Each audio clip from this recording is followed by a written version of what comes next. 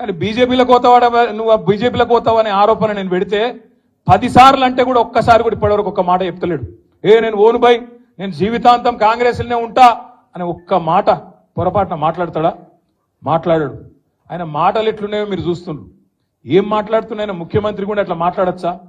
Secretariat పోతాడు, నేను ఇక్కడ లంకె బిందెలు ఉంటాయనుకొని వచ్చినా లంకె బిందెలు లేవు, ఖాళీ కుండలు ఉన్నాయి అంటాడు.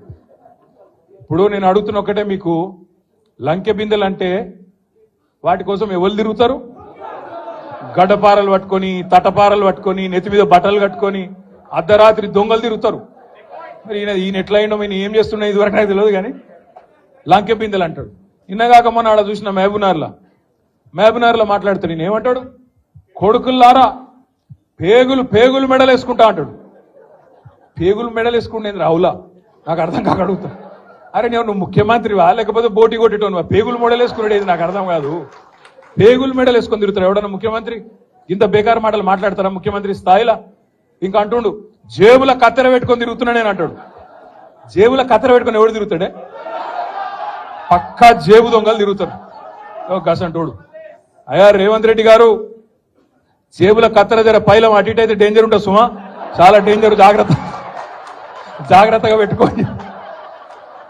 ఎందుకంటున్నా అంటే గీన మన కర్మ. మన ముఖ్యమంత్రి జేబుల కత్తెర పెట్టుకొని తిరుగుతా, మెడల పేగులు వేసుకుంటా, లంకె బిందెలు పెట్టుకొని గీవిడ అవే మన ముఖ్యమంత్రి. ఫోన్ ట్యాపింగ్ అవుతుంది అంటాడు. ఆడైతుందిరా భయ్, ఏమైతుంది బయట పెట్టంటే మనకు చెప్పాడు. యూట్యూబ్లకు లింక్లు ఇస్తారు, యూట్యూబ్లకు మీడియాలకు లింక్లు ఇచ్చి వీళ్ళ ఫోన్ ట్యాప్ అయింది, వాళ్ళ ఫోన్ ట్యాప్ అయింది, ఇదైపోయింది అదైపోయింది. చెయ్యి, నీ చేతులు ఉంది కదా అధికారం, ఏం చేస్తావు వచ్చేయి అద్దంటారు ఎవరన్నా? ఏమన్నా తప్పు జరిగితే విచారణ చేయి, మేము అద్దంటలేం కదా. ఎక్కడెక్కడ తప్పులు జరిగినావో ఎవరు తప్పులు చేసినరో వాళ్ళ మీద చర్య తీసుకో.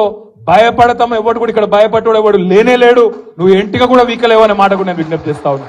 ఇక బీజేపీ వాళ్ళకి తెలిసింది ఒకటే ఒక విద్య, రామ్ నామ్ జపనా పరాయమాలు అప్నా. 10 ఏళ్ళు ఏం బిక్కినరా అంటే అది చెప్పనికి ఏం లేదు.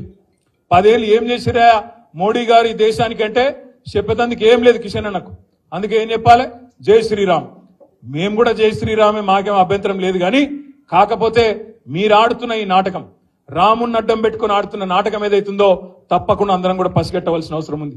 ఇలా ప్రతిపక్షాల గొంతు నొక్కడం, జైల్లో పెట్టడం, ఎలక్షన్లలో మానసికంగా ప్రతిపక్షాలను వేధించడం, దొంగ కేసులు పెట్టడం. నేను ఒక్కటే అడుగుతున్నా ఇవాళ మోడీ గారిని, కిషన్ రెడ్డి గారిని. కిషన్ రెడ్డి అంటాడు నిన్న లిక్కర్ స్కామ్ లో ఏమేముందో నేనంతా బయట పెడతా.